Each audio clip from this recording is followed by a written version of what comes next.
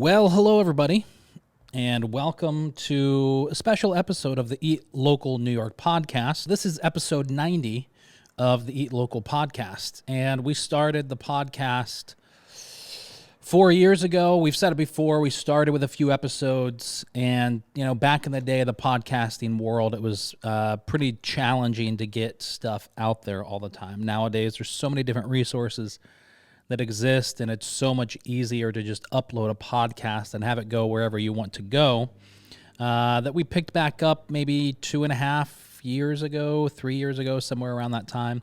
And now here we are today, episode 90, and it's been, every episode has just, been fun. Actually, that's not true. Some of the episodes have really sucked. But most of the episodes have been a lot of fun. I'd say 95% of them. And I'm really looking forward to episode 100, and we're going to be working on a big plan to have just an awesome party and celebration for episode 100 here on the podcast. But at episode 90, I wanted to address you, the listeners, by myself, just me, no guest, and talk about some things that are going on in the food and beverage industry. I can't say in the entire state of New York, but especially here in central New York and here in Syracuse, they are issues in the restaurant industry, and they're affecting just about everybody that I know. And they affect customers and they affect owners. And one of those things that affects both is third-party delivery platforms. Now, we've seen, and we're about to put out a new piece of content that talks a little bit about it in the coming days, but we've seen on Facebook and Instagram and just, well, really those two, and mainly Facebook, people complaining, restaurant owners talking about how their restaurant, their business was added to GrubHub or DoorDash without their permission, and it's near impossible to get removed from those platforms once you've been added without your permission. I have firsthand experience of trying to remove restaurants from that, and it really is just an awful, awful experience, and it's shameful on those companies. I'm not trying to say by any stretch of the imagination that it is okay or acceptable for the third-party platforms, those companies, to add restaurants to their platform without the restaurant's permission. But having said that, it's not the end of the world. People are freaking out. Owners are losing their mind. They're shutting their business down early when they find out to try and take care of it. They're literally crying. They're posting on Facebook and being dramatic and trying to get attention for themselves. And I gotta say, honestly, it's pretty freaking annoying. There are restaurants that are willingly on those platforms who are paying a 30%, yes, still sometimes 30% commission, even though 30% commission. Let's say it's, whatever. There could be different commissions, but it's 30%. There are restaurants willingly on those platforms who are giving up 30% commission each and every single order. And when you're added to the platform without your permission, guess what your commission percentage is? It's zero. It's no dollars. It's no percentage. You get the benefit of a new customer ordering your food, your items, in a convenient way for the customer, which that's why you're in business, is to service customers. They get this great convenient way of getting your food, trying your food. Maybe it's the first time, maybe it's their 100th time, and you don't have to sacrifice the commission. Now, I understand it's still not right. They add you without their permission. And I know in some cases they add old menus or menus that aren't even yours. There are all those things that are true. I'm just trying to shed light on the fact that it's not the end of the world. Calm down. You're making money from it. Now, to the customers, and I've seen plenty of you with the launch of Mad Burger, the first ever legitimate ghost kitchen here in Syracuse. And don't try and argue with me over semantics. It is the first legitimate ghost kitchen in Syracuse. I'm seeing the people post on Facebook about, I'll never order from them because third parties are awful and da-da-da-da-da. And there are horror stories out there with GrubHub and DoorDash, and I understand that. I really do. There's horrible people that are becoming drivers. Just it's bad. I get that. But not all the time. And that's maybe let's call it 10%. And that's probably being generous. 10% of the time, it's a horrible experience. 90% of the time, it's okay. Are you paying more as a consumer to use those platforms? Yes, you are, but you're also not getting out of your underwear or leaving your couch. So calm down. It's okay. Restaurants can still exist on these platforms. These platforms are not the devil. I can introduce you to at least 5 restaurant owners in the area who thank God every single day that they have GrubHub and DoorDash, because they are making so much money. They're paying their staff, they're paying their bills, they're staying afloat, and all because they can utilize GrubHub and DoorDash. So it's not the worst thing in the world. That's fine if you don't want to use it, but please don't go on Facebook and tell everyone how it's the worst thing and they're coming out to steal your children and they're going to murder you and da-da-da-da-da. If you don't want to use it, that's fine. And even though it's a corporate big business, they do a lot of good for locally owned restaurants. So everybody calm down. Now, there's 2 other things that I want to talk about, and those are the issues around service and employment right now in the industry. It is near impossible for restaurants to hire people right now. I mean, absolutely near impossible. I know restaurant owners who are offering $400 and $500 signing bonuses immediately, and they're hiring these people at minimum wage. It's not like they're hiring a executive, right? They're hiring people at minimum wage or just above it, and they're offering $400 or $500 signing bonuses to people to come work for them. They cannot find people right now. Now, getting it away from the political reasons why that may be that people can't hire them. It is just the sheer fact for the consumer, for you, the consumer who's listening to this, to know is that restaurant owners cannot find staff right now. And the staff that they do have are burned out. I mean, they're working double shifts. They're working 6 and 7 days a week. And yes, they may be making good money doing that, but they are working themselves to death. And when that happens, we are seeing a decline in the quality of service. I was at a restaurant today. I ordered takeout for me and a couple coworkers for lunch. And I went there, and this is a great restaurant. It's just around the corner from where I work. I've been to the restaurant plenty of times in the past. It's not like they're not like the poster child of like phenomenal customer service, but they make great food, and it's a local spot, and I really like it. So we ordered takeout, ordered 3 sandwiches, nothing crazy. I showed up 5 minutes late to pick the food up, and they were packed. Their dining room was packed. Their patio was packed. This was 12:40 today, so, during the lunch rush. There was 2 people in front of me waiting in line just to get seated.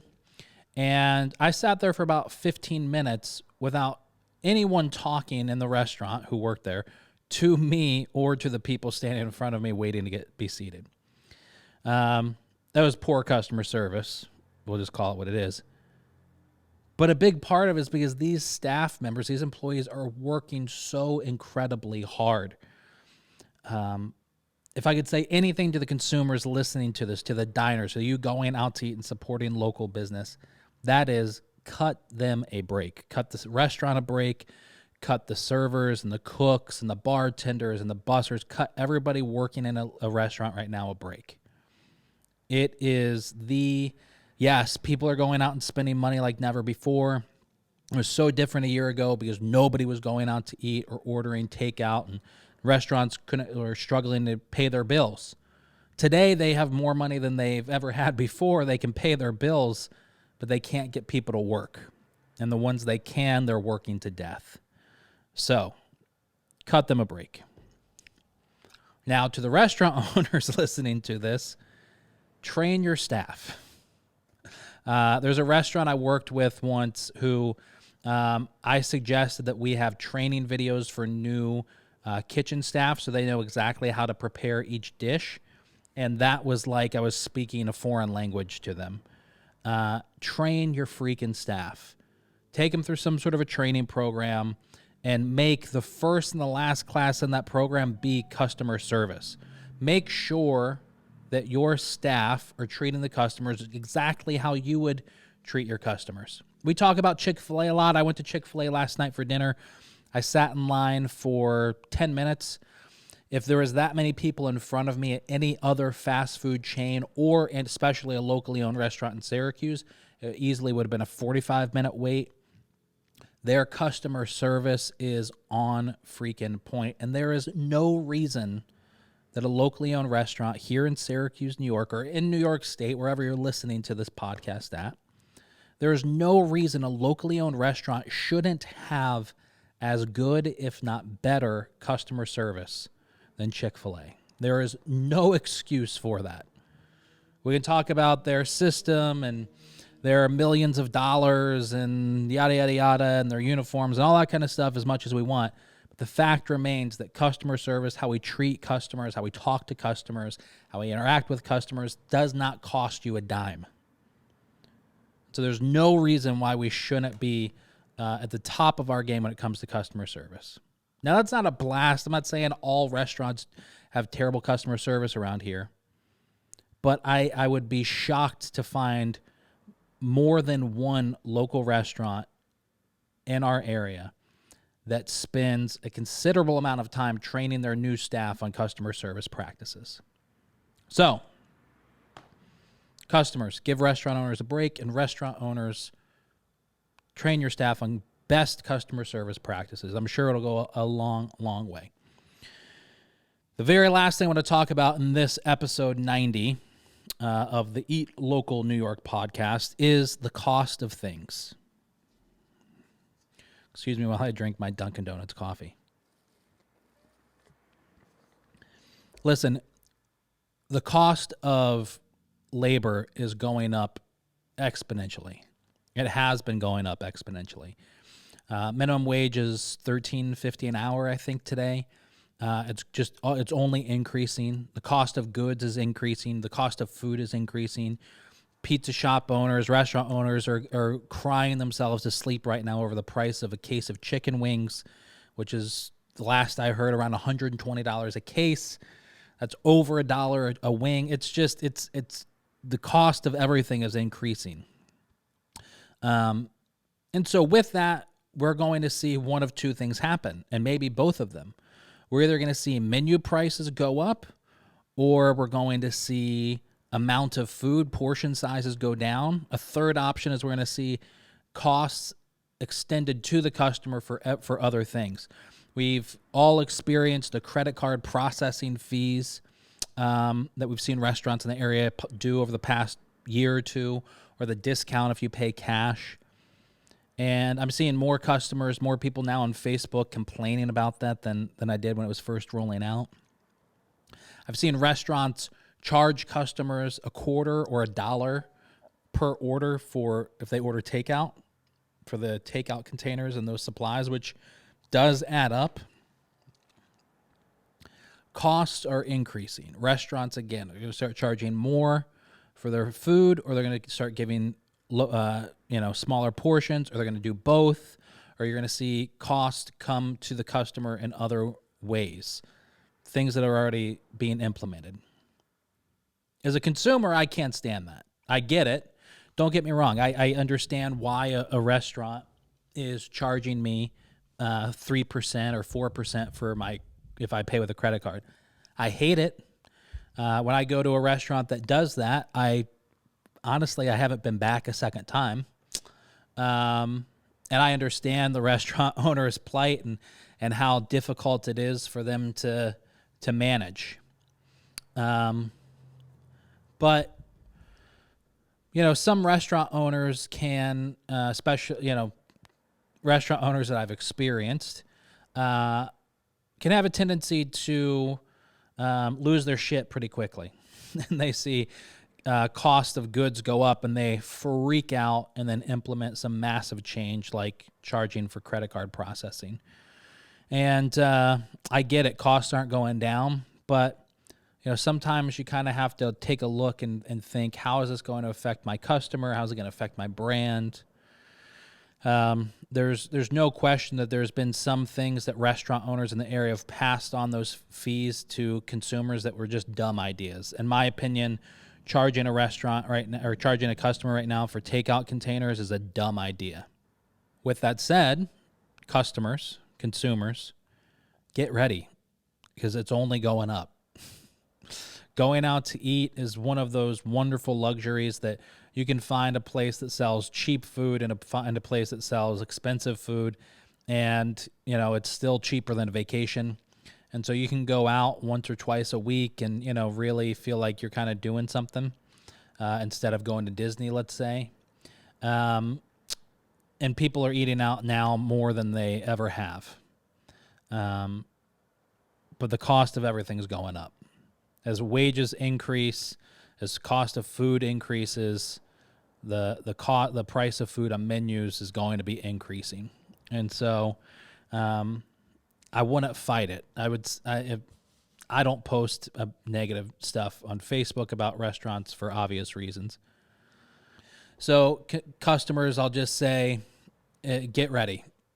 I've seen some reviews lately about a new burrito place that opened up in town, and one person posted, "I can't believe I just paid $15 for 2 tablespoons of ground beef in my burrito."